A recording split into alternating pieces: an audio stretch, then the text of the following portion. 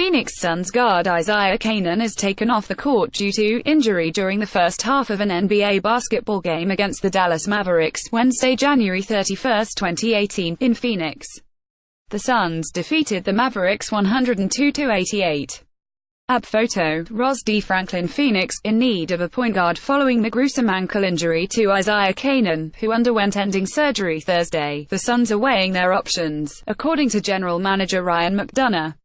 The options include signing a player, likely to a 10-day contract, either from the G League or off the street, acquiring a player before next week's trade deadline, or seeing which players may become available after being waived or bought out of their contract. "I don't think we're probably going to want to wait too long," McDonough said Thursday. McDonough was right. The team is reportedly signing their Suns point guard Josh Gray to a 10-day contract. The Suns are banged up at the point guard position. Starter Devin Booker is dealing with sore ribs, while Tyler Ulis has a sore back, so the loss of Canaan could mean minutes for Gray right away. "We kind of have to manage with what we have here now," interim head coach Jay Triano said. "And what the Suns have, in an emergency situation," Triano said, "a rookie Josh Jackson and second-year forward Dragan Bender to spell Booker, if needed.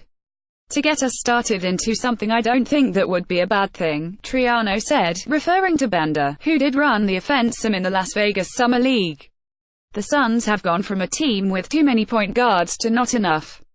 At one time, the Suns' depth chart at that position read Eric Bledsoe, Brandon Knight, Ulis and Mike James.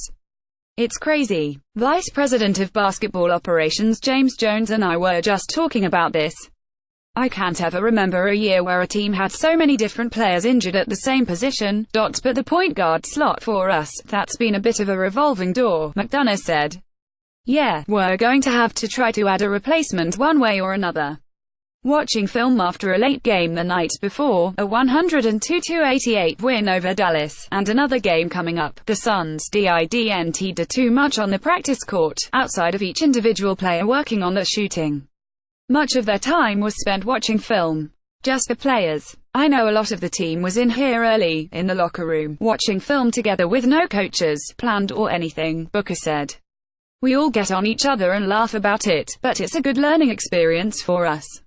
So who's doing most of the instructing and or talking during a players-only film session? Obviously, Tyson Chandler and Jared Dudley. "You can't get through a film session without hearing their voices, which is a good thing," Booker said, smiling. "They've been around the game a long time. They've both been on playoff teams, championship teams. They always have good advice for us." The film session caught the ear of Triano, who was meeting with his staff in another room. "It was really cool. They had pulled all the chairs around the television," he said. "They were watching the game from last night. Rewinding it. Talking about what was good. You got to pass it here. You got to move over here. Hey, why are you standing over there? Move." It was really good. It was the same things the coaches were saying, but when your peers say it and you watch it together, they're wanting to learn.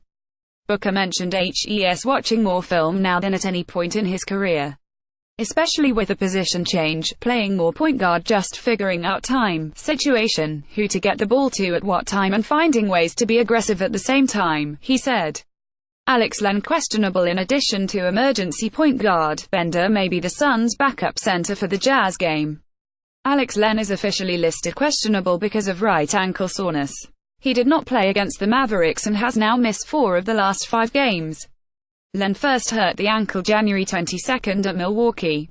He did a little bit at practice, Triano said, before adding, "It will be tough for tomorrow, but he said it's feeling better, which is a good sign." Follow @CraigAtSports.